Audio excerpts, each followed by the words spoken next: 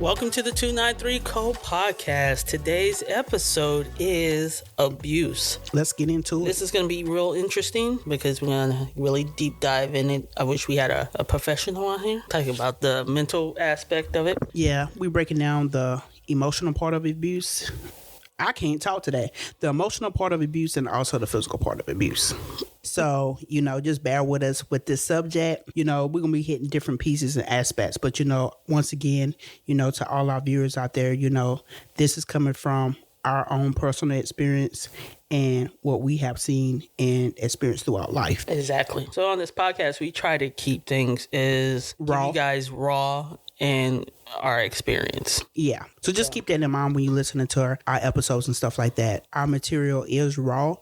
And at the same time, some things we talk about may be sensitive to others, but it's like the only way for people to really understand what we have went through and what they may be going through is to share it. And like we've always said before, like, you're never alone, and it's okay to not be okay. Absolutely. So abuse, I feel like abuse it can be complicated. It can, because, if you think about it, right, when you say the word abuse, I think when growing up and stuff like that, people always just look at the aspect of, when you use the word abuse, you only just talking about physical abuse. Nobody really ever thought about the emotional part of abuse. Right. And a lot of us has experienced, physical and emotional, but emotional goes so much deeper than what we imagine because, I think we just kind of just throw it off the back end. You know what I'm saying? Mm-hmm. And you don't really focus on it as much. But emotional abuse is real. I feel like emotional abuse is more dangerous than physical. Physical, you have physical scars. Yeah. And not saying you don't get the trauma from that. But when somebody's pretty much love bombing you, gaslighting you, manipulating you. I mean, these things are really triangulation. Yeah, making you feel trapped. Yep. And so these things are real serious. And I feel like, that's why I said it's deeper. Because we only remember back in the school days, oh man, that mug got beat. Yeah, you only heard about the physical side of it. And then, but also, back in our era, and once again, I'm just kind of making it known we're not old, but back in our era, you know what I'm saying? You was taught or you seen if somebody bullied you or whatever, you go beat that person up. Right. But nobody really ever sit down and talked about things. But then it was also the other side where it was if there was abuse going on and mentally abuse, I say mentally abuse because that's part of the emotional piece. Mm-hmm. You know what I'm saying? You still couldn't talk about it. Yeah, absolutely. You know what I'm saying? And when you got somebody who's brainwashing you or pretty much mind fucking you, mm-hmm. You know what I'm saying, to the aspect where you're scared to talk, you're scared to have a voice for yourself, and nobody realized hey, this really affected my self-esteem. Mm-hmm. This affected me as a person. You lose yourself. Yeah, absolutely. You lose your identity also. Because when you're trying to people please somebody and they are emotionally tearing you down, how do you come back from that? You don't. It's hard. I think, there's survivor abuse to survival tactic where you're just trying to survive. So you go off everything that your abusers say. Right. It's remorse. Was it survivor remorse or something like that? Everything that they say. And so you follow. And I feel like these day and age, I feel like it's worse than ever emotionally. And the reason why I say emotionally, because people are being manipulated, gaslighted. Especially when you're dealing with a narcissist, though. Narcissists are the worst. That's by far the worst. I mean, like you said, you can be losing your identity, and it's horrible. When you get into a relationship with somebody, you have a tendency to, lose yourself. So at the time, you're not present. I don't know about everybody else, but I know we can just speak on our own experience, being there, done that, you know what I'm saying, from being younger, mm-hmm. the younger days, you know what I'm saying, you looking at it you see what everybody else got, you want the happy home, you want, you know what I'm saying, you want just that fairy tale, right? Mm-hmm. And you may see red flags in a person, but you ignore it. You know what I'm saying? Because you're trying to like give that other person to make sure that they stay happy. You want to stay in that honeymoon stage, you know what I'm saying, forever, right? And there's ways to stay in the honeymoon stage if both people are willing to do the work, right? Right. Because there's no right way of going about when it comes to being in a relationship. It's about you and that person coming to some kind of like leverage or where it's like this work for us type. But the thing of it is when you dealing with somebody that come at you emotionally and tear you down just to have the upper hands to where like it builds them up and their character and they make you feel beneath them, like that's kind of hard to leave because you start believing what the other person is saying because they know how to wheel you back in. From one minute they tearing you down and they see that they done torn you down, they feel better about themselves. But then the next minute they like, well, you know what? I got to change the channel a little bit. Now I got to boost them up a little bit, let them know that I really care about them, may put a smile on their face for them to want to stay. Yeah. That's abuse. And you see so many people go through that and it's sad. You know what I'm saying? Like for me, like being a kid and seeing all the hurt and pain that my mom went through growing up, right? And her still being strong and trying to take care of me and my siblings and stuff like that. As a kid, I never really understood the physical and the emotional abuse that she was going through. I seen the physical abuse, but the emotional piece is what I lacked on, just knowing like how to be as a person emotionally. The only thing that I took from all that was like, I know how to treat another person in a good way because I seen what my mom didn't get. You know what I'm saying? But the thing of it is, everybody's not going to think like that. No. Somebody else may see what their parents going through and just be like, well, this is what I got to do. They may become the abuser. Yeah. You know what I'm saying? Because, you know, it's 50-50. You either become the abuser or you become the person who choose not to abuse and become the pleaser. And it's a tough spot to be in.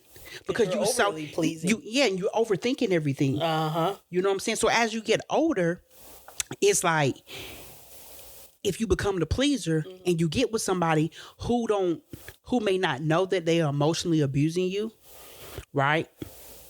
You take it because you thinking like, well, I know what I came from and I want to do different. So you focus on that so much that you forget that, hey, you got to also put yourself first. Right.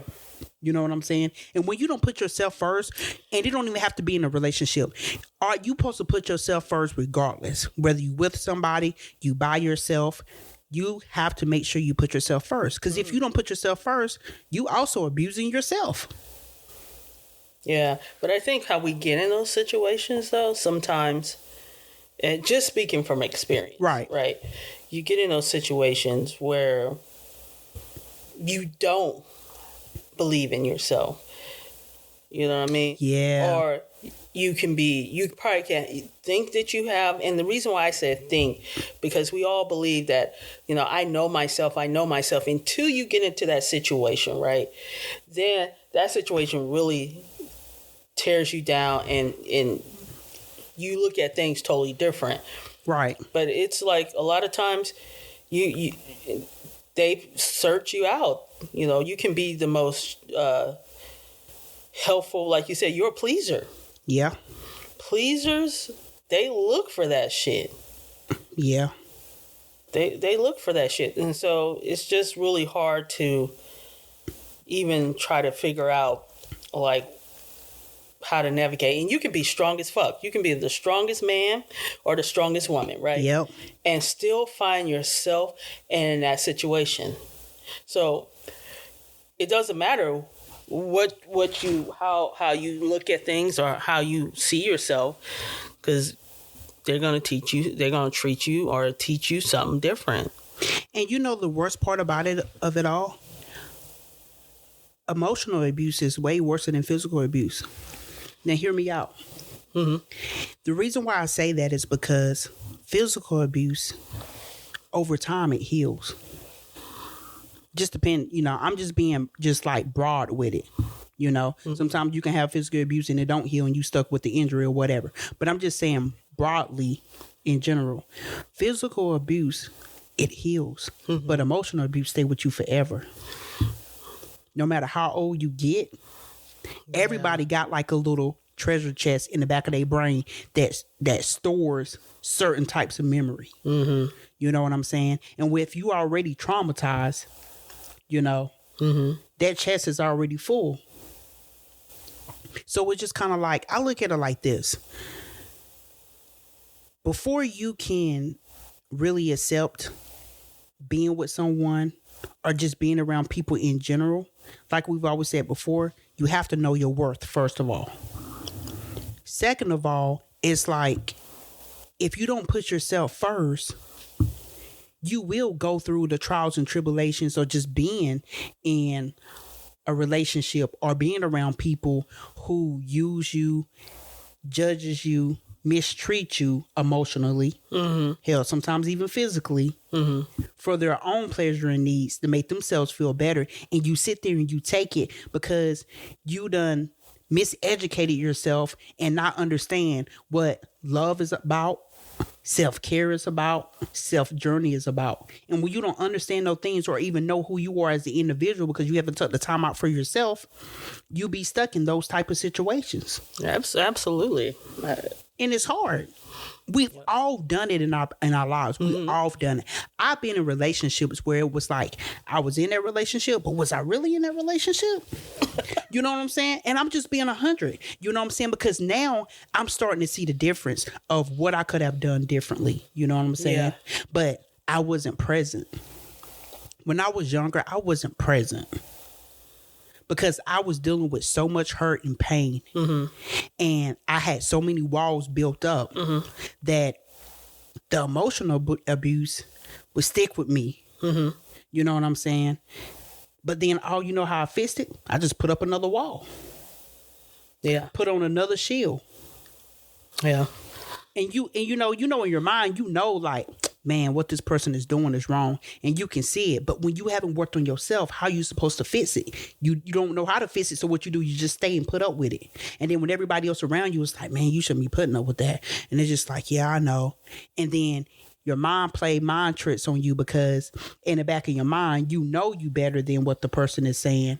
But then at the same time, you stick and stay because you just like, well, this person loved me. This person, you know, but they got good intentions and I see the good in them. I call it survival. Like, you're in that method when you're not present and you're with someone or a partner or any relationship. It can be work too. Yeah. You're just surviving. Like, you're surviving. So that means you're not going to be present in that moment. Right. You're not going to be present with that person. It's because at the same time, you're trying to soothe that inner child. Yep. So, you know, people, you know, you go in, and a lot of times when they come out of it, they start like reminiscing, like, oh shit, when you finally remember shit. Because when you're in it, like, you start forgetting shit. Your mind's playing tricks on you. This is not how it went. And that's why you become, you look at your abuser when you're in that situation as the Messiah, Messiah. I'm messing up that word. You sure was. But I helped you out, though. I'm glad I was able to know what you was talking about. But you do. You really do. You look at him as Messiah. You look at him as your savior. Yeah. And so anything, and I realize, even talking to friends who are going through it, who've been through it, and you're like, hey, you know, hey, girl, hey, you know, this ain't how it should be. This is not love. This is not what love looks like. And you know what they'll tell you? Well, no, it does. He was just, or she was just having a bad day. Or, you know, or they'll make excuses. And regardless what this person would do, you can have facts, you can have proof, you can show them facts, you know, and they will say, and that's not true. It's a delusion that they put in their head of this is what is really going on. And so it's not true. Well, I think also, you know, what happens with the abuse behavior is, you know, you have some people that know they in a messed up situation or whatever, but like they feel stuck and trapped. Like, man, I know what's going on, but like, I got nowhere to go. I can't leave. Like, well, me and this person been together for so long, or, even with friends. Well, we've been friends for so long and they're like my best friend. Are they really? Nah. But the thing of it is, it's just like, then I have to remember, like, I tell people like, hey, no judgment. You need to vent. I'm here to listen. You know what I'm saying? But at the same time, I tell people, just remember, hey, you got to deal with this situation. Just remember to always put yourself first. Mm-hmm. You know what I'm saying? And I leave it alone, because it's just like we all have to go through our own journey. You know what I'm saying? Yeah. We can't tell somebody what they should and shouldn't be doing. Mm-hmm. All I can tell you is like, hey, I done been there, done that. I can tell you what I went through. It may not have been the right route. You know what I'm saying? But at the same time, everything that you do in life now, life is a lesson. Mm-hmm. And I also look at it like this because, I like using metaphors. Life is also like a taco. And what I mean by that is a taco, before you pick it up, it look well put together. Yeah. It's not until you bite into it to where it fall apart and now it's messy. Man, that's a good one. So on the outside, when we look at other people's relationships, or we may look at other people's family, on the outside to us, it look well put together. Yeah. But behind closed doors, when that door shut and you can't see what it's looking like, there go the bite. It's actually torn apart. Mm-hmm. So once again, that you have to really think that, like sometimes we get caught up into our own, to where we put ourselves as the victim into our own situation. And so when we go back and we think about things, it's victimizing. Mm-hmm. Well, poor me, this, that. But we have to also learn how to sit down with ourselves and dissect what's really going on. What can I do better? Not talking about the other person, because we already know they probably messed up in the head and we already know they got issues. But what can you as a person do better for you? But what if they don't even know how to do that? And they don't even have the answer and to that's that. The thing.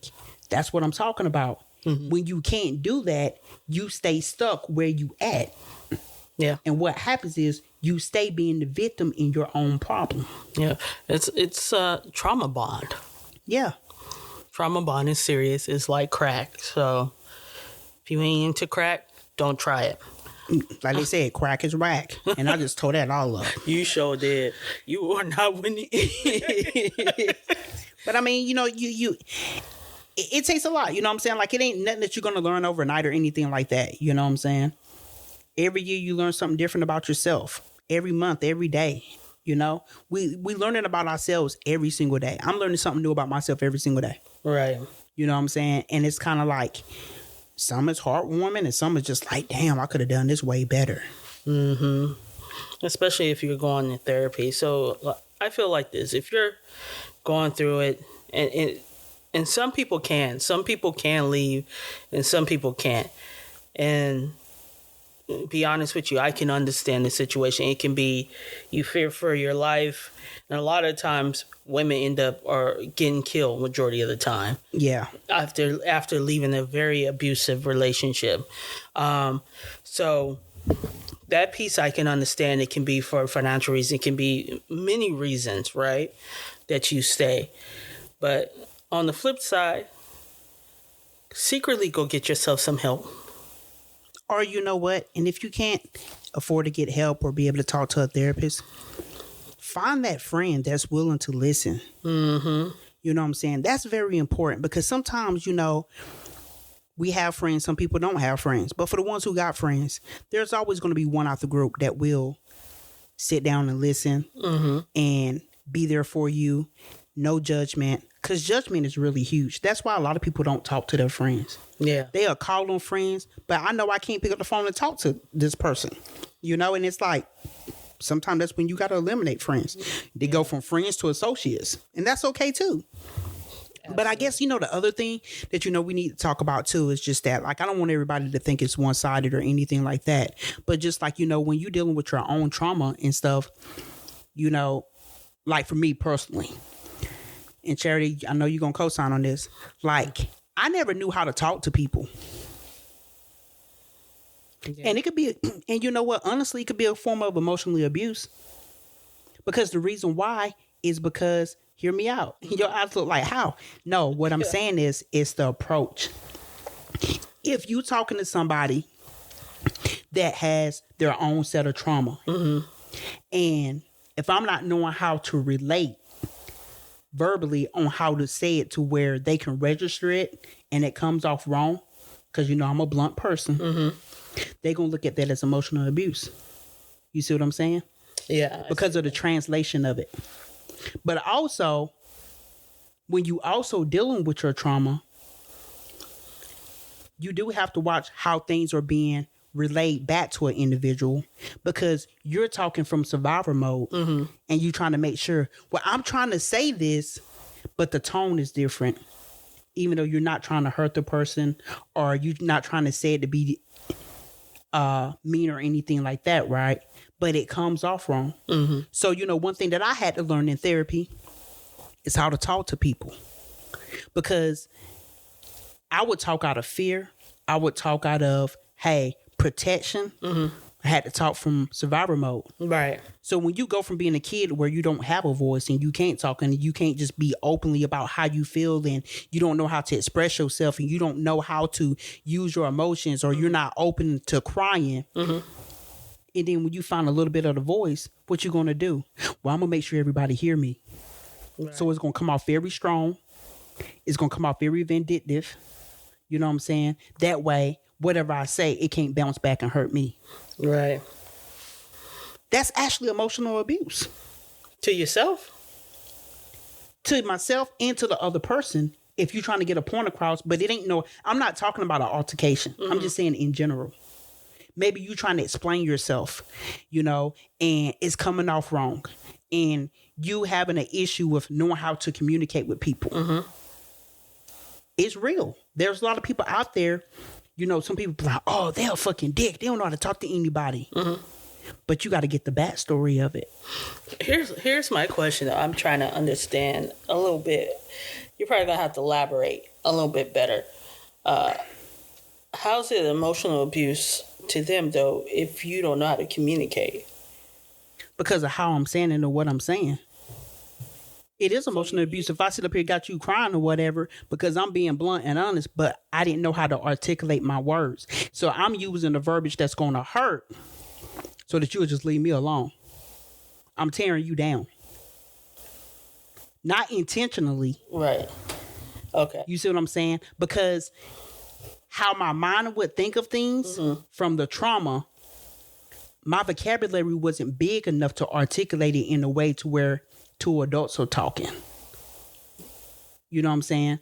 And I'm trying to think of an example to give you. Well, I mean, even when you're communicating with that person, you need like the emotional intelligence, and you also need that vulnerability.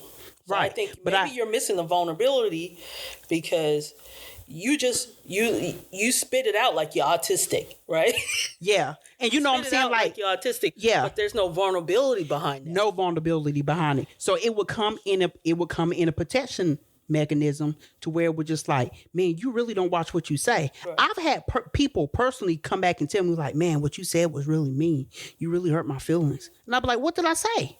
Not even having a clue, right. Being just straight up honest. And they knew that I didn't know.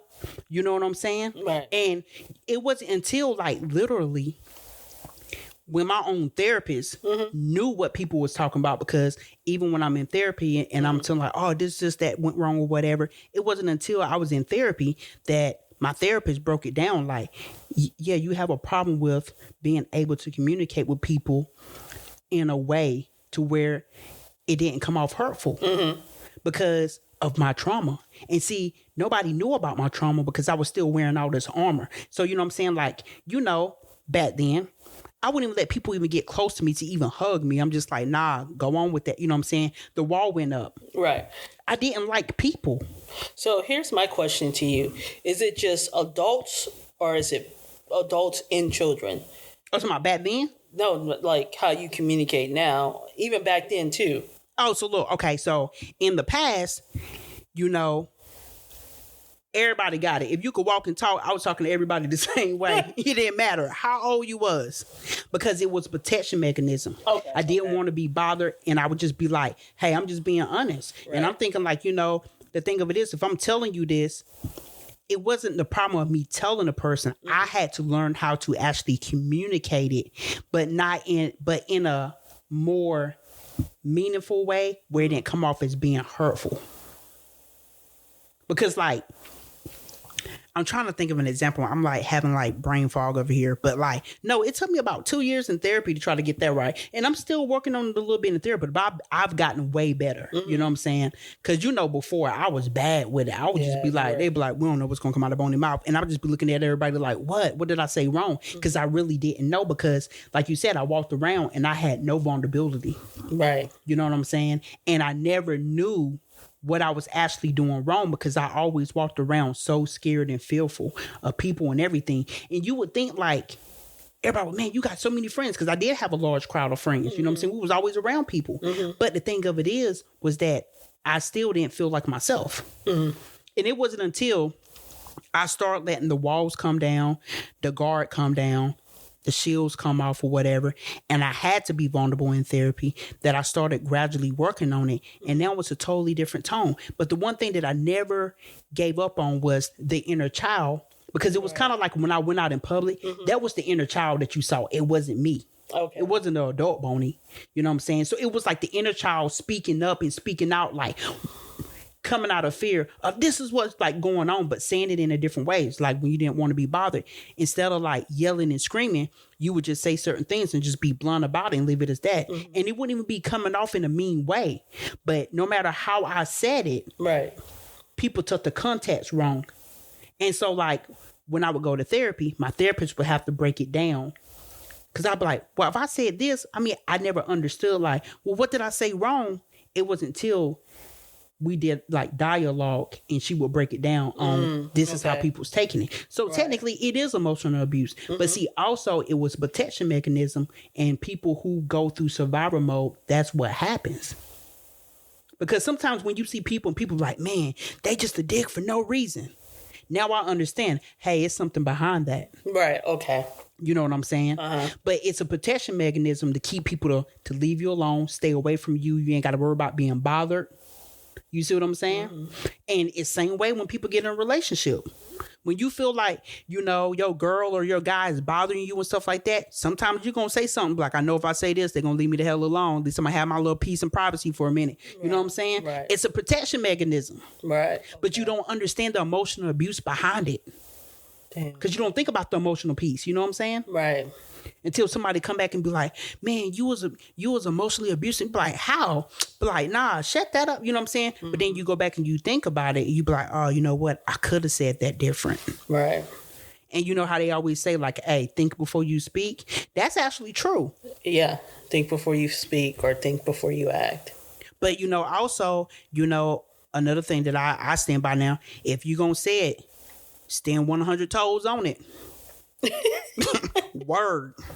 Now I'm just kind of like that. If I say it, I mean it. Oh, sorry, guys. This dude's 100 toes. 100 toes down. I'm standing on it. Okay. But you just think about it. But like that's the stuff like I think about like now. Just like with this whole year that we took off or whatever, I put in a lot of work within myself and learning a lot about myself in therapy on like, hey, I can do this different. You know what I'm saying? Damn. Okay. See, what about you? Do you ever think that you ever like had a situation where you felt like, man, maybe I was emotionally abusive to that person? Yeah. We have to just own up to it. You know what I'm saying? Because I feel like everybody done did it. I feel like in my younger days, I'm not that old, honestly. Old as dirt. Especially like in high school, I felt like I didn't know how to be vulnerable. I always had a wall up. Right. Just because it was a protection.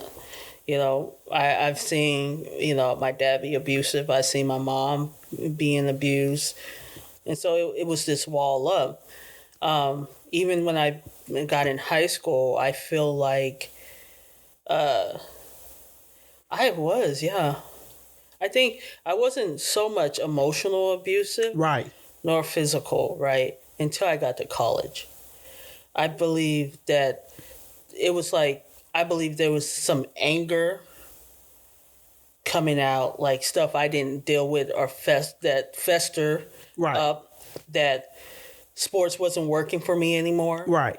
And so it would come out in a aggressive and also a very emotional, abusive way.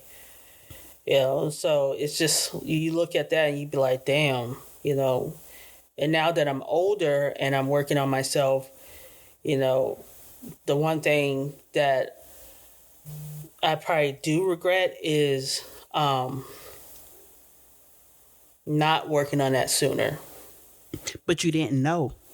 I didn't know, when especially like when you come from a family, and it doesn't matter if you're black or white or Asian, we all have that issue, right? Right. You come from a family, especially culturally, you come from a family where you don't talk about things, you just get it done, and then whatever happened, you don't deal with it, right? Right. And so as children, that fester on because we don't really know how to, use that in a sense, like where can my outlet be? Right. Right. And so, like, physically, sports worked till it didn't work. Emotionally, it didn't work. Well, I think too was, we was never put in a situation to where it was okay to talk to other people about our problems. Yeah. Not even like other family members, because like I said, you had that whole stern of what goes on in your household, stay in your household. Mm-hmm. Absolutely. And I think that's why a lot of us had that built up emotional piece that was just stored and never open. Mm-hmm. And once we got old enough to be like, oh, I can use my words now. Mm-hmm. We went full throttle. Well, I know I did. Yeah, I tried not to, but it did come out. It came out like knives. Yeah. And now that, I was always eager to fight. But now that we're older, and I'm gonna stop using that word older because we're not that old. But now that we done matured, I like that word better. I messed that word up too. Yeah, you did. I think now, we're able to hold ourselves accountable for our actions, and it's like, it's still an everyday challenge because, people going to challenge you every day.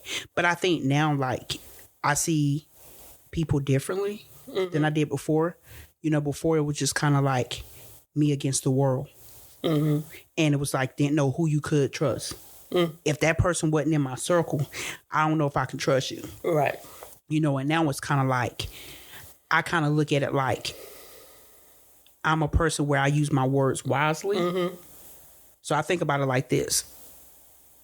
I have asthma. So is you worth me wasting my breath on? Because I'm already limited. You see what I'm saying? Mm-hmm. So that's how I look at life right now with people. That is so true. As you mature, right? Yeah. You look at things in a different light. You do. You look at, when you actually sit down with yourself and no distractions. Yeah. And I can say this probably should go for everybody. And the reason why I say this, because everybody has a past. Yeah. Right? We all did some shit that we ain't proud of. Right. Right. Some of y'all should be going to prison, but you went full throttle. Yeah. But, we all did something that we're not proud of. But when you actually sit down, you say, you know what? And you take accountability, you take responsibility for that action, because you're the only one that has to deal with the consequences, whether you get caught or not. Right. Right. And even if it wasn't your mistake and you got, like, here's a prime example. When was it? I think it was in college. So when my ex, right, she hit me. Now, my thought is, I'm finna knock this shit out of it. Right. But my thought is, I have to leave and exit. And even trying to exit, that didn't help.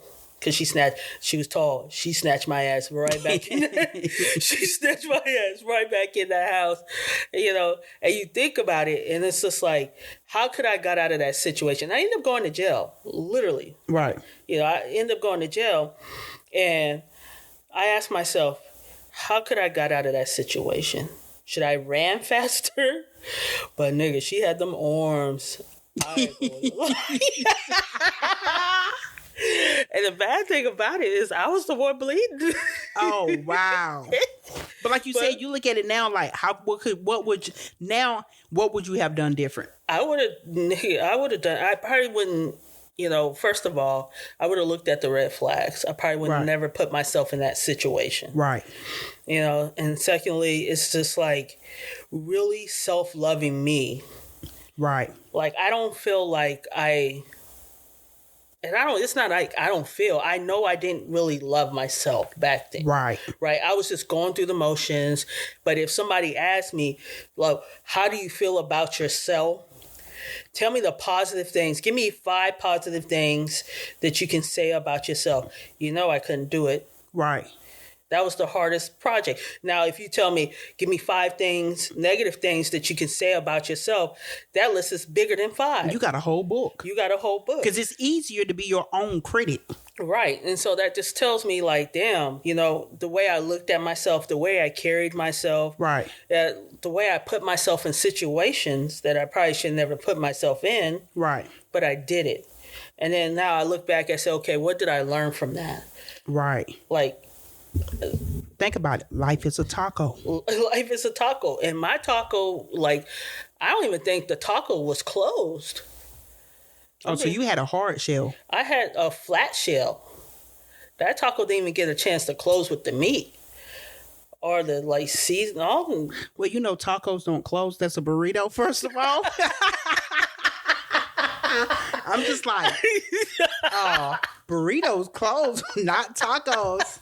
Shut up. We need to take a trip to Taco Bell so you can know the difference. Well, no, they got the hard shell where it clamps, and then you got the ones like Mexico. You have to close it. They put the meat in, then you pick it up and you close it yourself, right?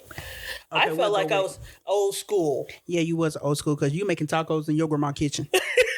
Because the ones you talking about opening and closing, them are the only ones that people be in their kitchen with the oil, with the frying pan, and they over here flipping it with the spatula. But I'm talking about Taco Bell. Okay. Where they open. You going real talk. Going like not. Yeah. Okay. But you right though. But it just, I'm listening to what you're saying, and it's like you absolutely right. And I feel like the same way, like, I knew how to sabotage a relationship in a heartbeat. So, I mean, like, hey, I'm holding myself accountable for it. And that was my past, and that was my problem. Because you know what? I would have people to be like, you know what? I just feel like you self-sabotage. And I just be like, what are you talking about? I didn't understand it back then. Now, looking back, yeah, I did. Yeah. I can own up to it now. Mm-hmm. But will I do that now? No, because I've learned so much about myself. Mm-hmm.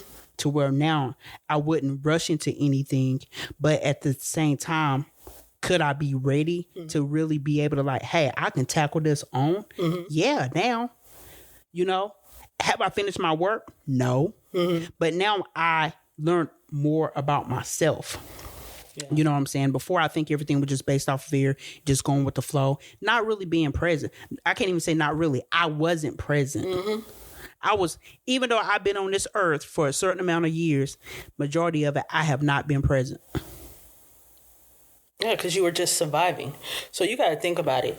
Even as a child, and what you witnessed with your mom, right? Yeah. Your mom and your dad, you were in survival. You were in an abusive situation, right? Right. Your mom was, you guys were.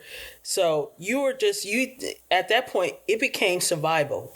Yeah, because you know this for a fact about me. Well, look, if you my real friend, you know this about me. Mm-hmm. As soon as somebody do something that pisses me off, I'm done.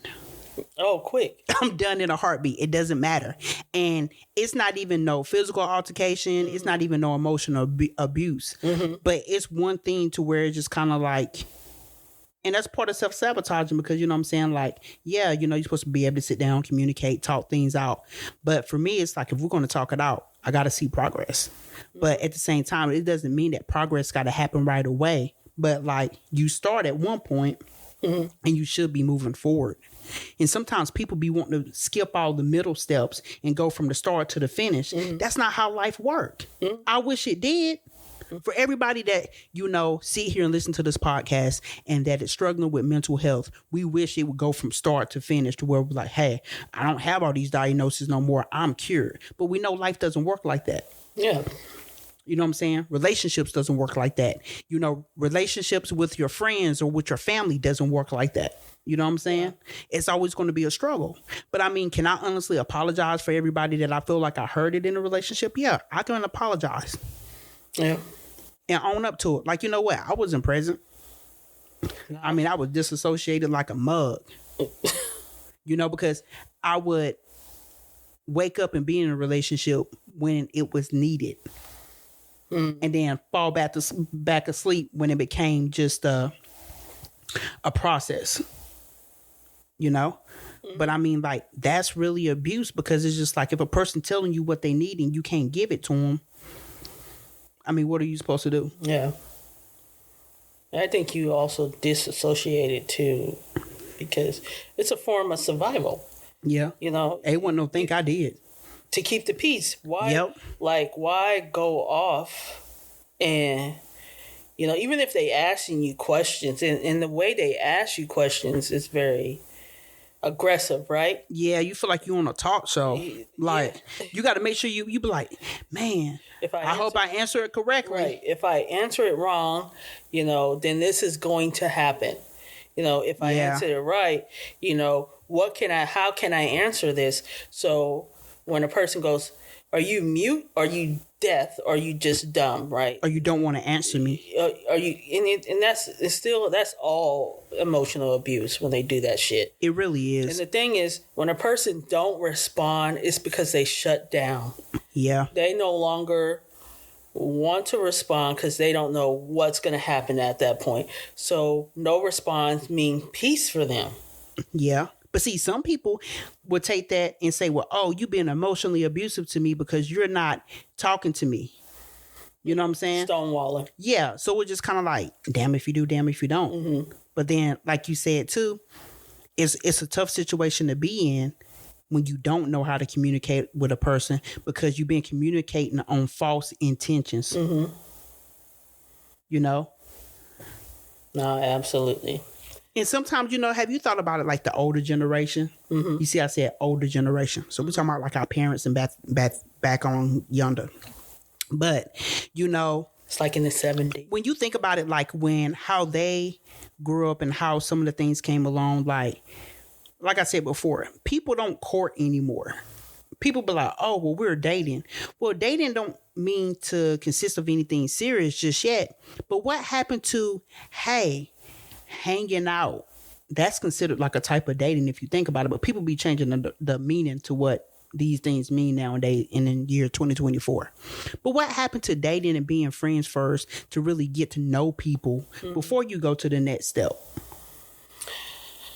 I think it has a lot to do with people's trauma and a lot to do with, you know, people don't want to be alone. A lot of people don't want to be alone. They figure if they're alone, that means you have to sit with your thoughts, right? If you're not being entertained by, you know, Foxy Brown or whoever, you have to either sit with your thoughts and be accountable for your actions, the shit that you've done, right?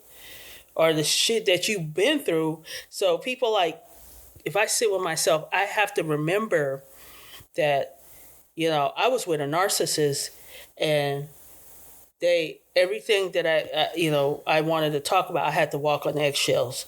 Or, you know, I couldn't watch a certain type of TV because they would get so angry about it. Or I couldn't eat seafood because they didn't like it. So it's all these things. Right.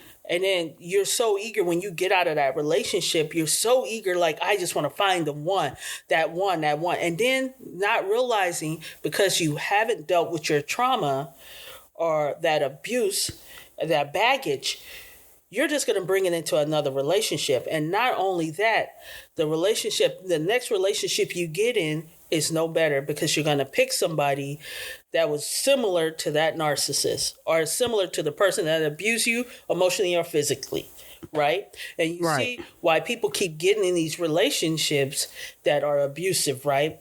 Over and over and over. It's because, number one, that's all we know in our life. Yeah. Number two, we're so eager that we don't think of working on ourselves. We think about somebody else working on us. Well, and the thing too that you don't realize also is just like what you were just saying previously is that one thing that we don't realize that we do is when you get out of that bad relationship, you don't realize when you get out, what you find is the characteristics that you liked in that person. And then you go to, well, this is what I'm looking for. You don't talk about the bad, but you take similar things out of the good that person may have had.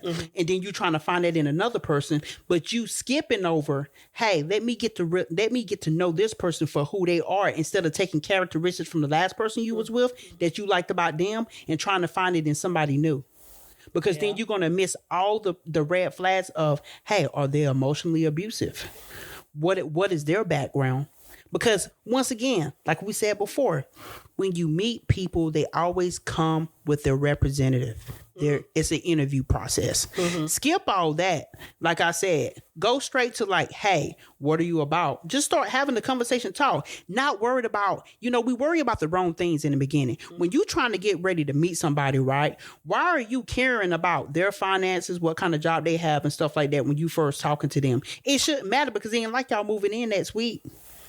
I'm going to be that type of person. I don't care what you're doing, because I'm not over there paying your bills, and I'm not trying to feed you and clothe you. Right. Because you was doing that before me. You see what I'm saying? Right. So keep that same energy over there, but I'm trying to get to know you as a person. See, the thing of it is that when we meet people and we meet each other, people don't come like the Adam and Eve. They don't come face to face with each other with the nakedness. They try to come with the materialistic. Oh, I got to make sure that I look good. I got to impress with the image. I don't care about your image as long as you brush your teeth and wash your face and wash your ass. You know what I'm saying? Because you can't be coming funky and smelling. Right. What I care about is, who are you as a person? You see what I'm saying? Right. You could show up on a bicycle. I don't care as long as you got yourself there. And it's all about, you know what I'm saying? It's the motivational drive. That's what I care about. Well, I think you can, charming is a number one red flag. If you're charming, you're super charming, right? Right. You're charming. Everybody likes you. This guy was so charming. Right. Like, he charmed the pants off of me. I used to hear that. He charmed the pants off of me. It's just like, damn, how'd that happen? But that's a red flag. Yeah. And then that, normally when that person's charming, that person is like, it's like an entrapment. Like you said, they come in with their representative face on. It's all great and dandy. And then this is how you know when you're with a narcissist. I know there's a lot of you out there. But ladies, gentlemen, when you go on a date, sit back. You don't need to talk about yourself. Sit back. Sit back and listen. A person will tell you, and within that 5-minute range, who they are in a settled type of form. But you're so clicked on and so onto the hope. I hope this guy fits. I hope this girl's the best one because I'm looking to get married. Really. They'll bypass that and then get themselves in a situation where it's emotional abuse, physical abuse, sexual abuse. We haven't talked about that, sexual abuse, because there seems to be a lot of that going on. No, it is. You know? Because if you don't respect yourself as a person, and sometimes people don't even understand what that definition even means too, respecting yourself as a person. They just get in relationships and be like, oh, I respect myself as a person, but then they turn around and be needy as hell. Well, I won't, I won't, I won't, I won't, I won't. And it's just like, hold up. If you can't give these things to yourself, why are you asking somebody else to give it to you? Right. Because when that person start to give it to you, or they stop giving it to you, then you bounce. And then, like I said before, you take those characteristics from that person that you like, and then you tag it along with all the other stuff, the baggage, and then try to find it in somebody else. Yeah, you absolutely. And then 9 times out of 10, when you telling people straight up, like, hey, I want this, but your life doesn't add up to you wanting those things to what you're doing now, the math ain't mathing. What just really happened to just being able to, really get to know a person for who they are, and move from there. Like for me, I would rather have somebody who's imperfect. I don't want, because you know what I'm saying? If you're trying to try to be perfect, you lying to yourself, you in denial. You an individual that can't look at yourself in the mirror every morning and be okay. Because there's nothing about being perfect. Nah, you absolutely right. You know what I'm saying? And so it's just like,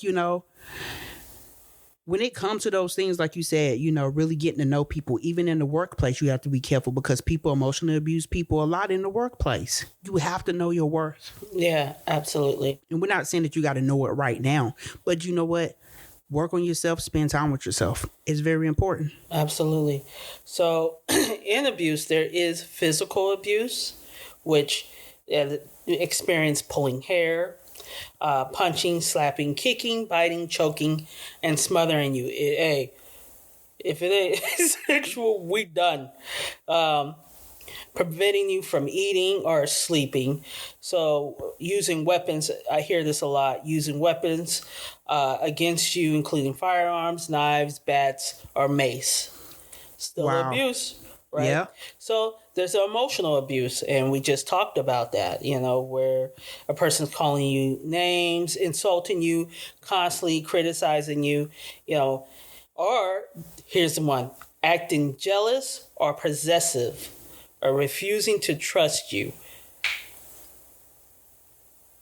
Wow. Yeah. That's deep. That is deep. A lot of people going through that, where the other half don't trust them. That's rough. Yeah. Because to make a relationship work, you got to trust. Even, like work too. Yeah. You're like, I don't trust them motherfuckers. They taking my check. No, you have to. Like I said, life is like a taco. Right. Life is like a taco.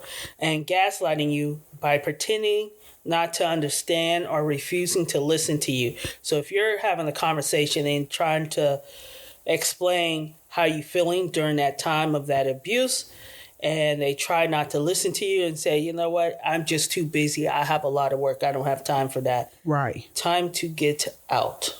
Most definitely. Right? And then you have sexual abuse. And for that's mean force or manipulating you into having sex or performing. For you young teenagers and young females, please take heed to that. And also, males also. Yeah, please. Yes, because, lately there's been a lot of teachers going down. Yeah. Even like restraints, like during sex, like these are things you like.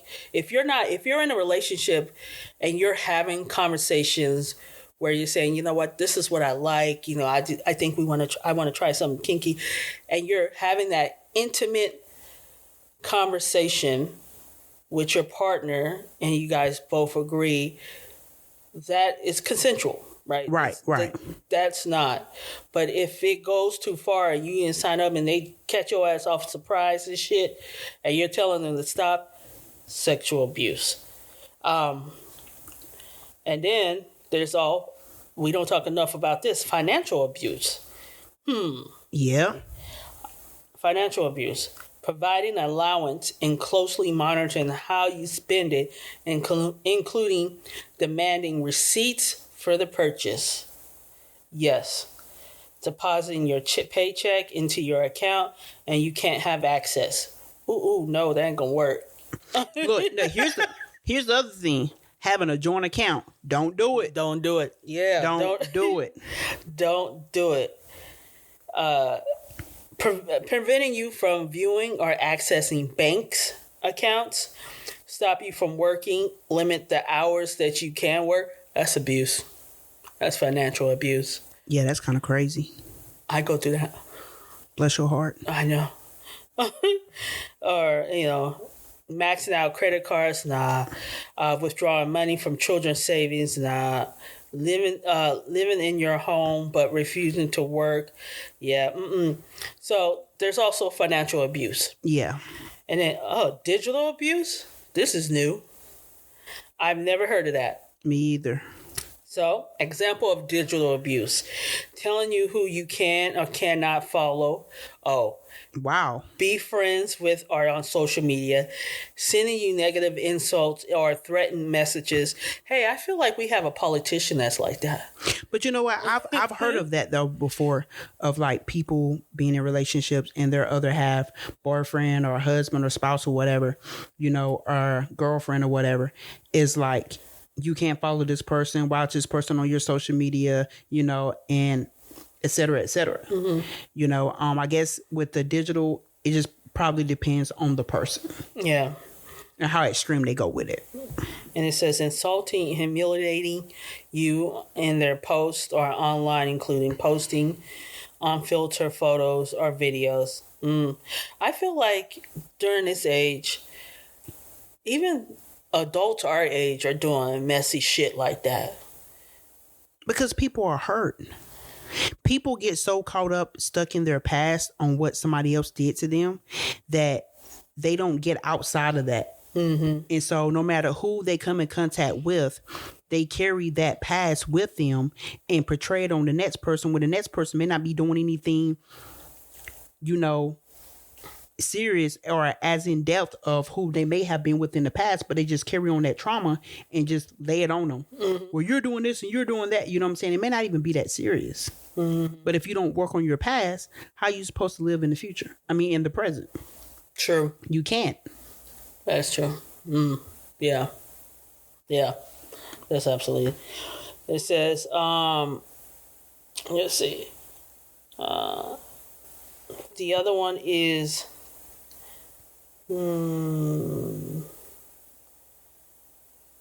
but it's just one of those things where it's just like, people need to understand that like emotional abuse is serious, physical abuse is serious, but sometimes, it's a small percentage of people out there who don't really understand truly what emotional abuse is, and they use that word loosely, when it's like, was it really emotional abuse at the time, abuse, or was y'all just having a disagreement? You know what I'm saying? So, it's like you really have to know what type of situation you in before you use that word. Right. You know what I'm saying? So I have to put that out there, because sometimes people use that too loosely, and then when you be like, so what happened, and they tell you what was going on, or whatever, you be like, nah, you were just sensitive in the moment. I hate to tell you, but you were sensitive, and you probably took it to extreme. But it's not emotional abuse. Y'all just had a disagreement. Or using any kind of technology such as spyware or GPS in your car or phone to monitor your activities. Oh, people be doing that all the time, though, because you be seeing the little videos of people busting other people, or saying like, hey, somebody had put a air tag on their car, or, like I told you about the other day about the girl. She had met this other girl, and the girl had put a Ring camera on the back of her bed frame. People are crazy out there. I'm going to tell you right now, if somebody does that, they're telling you where this relationship is going to go. Before it even starts. I'm going to tell you right now, this is not love, people. This is not love. This is not love. The stuff that we're mentioning, that we're talking about, that's not love. You shouldn't have to do that with your partner. And if your job's doing that, maybe find another job, because this ain't one for you. Right. Sexual coercion. Well, That can be implying you owe them something sexual in exchange for previous actions, gifts, and or consent. Well, that seems to go on a lot, and I'm just going to have to put it out there in our political world, in the high CEO world, especially in the entertainment world. That seems to happen. So that's good to touch up on. Using your relationship status as leverage, including by demanding sex. So, reproductive.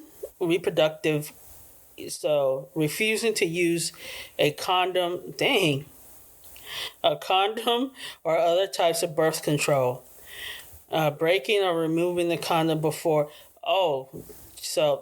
yep, before anything. Lying about the method of birth control.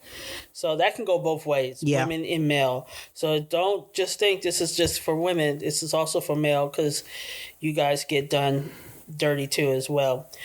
Stalking. If you're stalking someone or someone is stalking you, leave it. I just was listening to a story on TikTok yesterday, and I was like trying to get to the moral of the story. Right. The guy was a stalker. She broke up with him, right? And she ended up going on a date with this other dude. I think this was up north in somewhere on the East Coast. And she ends up having a good time with the other dude. They were at his house. The guy comes, tries to break in, ends up getting in. He shoots the guy, and then he shoots the girl, kills her. The guy survived. But I'm like this. If there's any red flags, you know what I'm saying? Please seek help. Seek some help. Stalking is not, I love you. No, that's a form of obsession, and that is abuse. I mean, that you're gone too far. Spiritual abuse can look like, oh my God, denies other partner the right to practice their religion or spiritual beliefs, manipulate or shame their partner, religion, or spiritual beliefs. Okay, so that being said,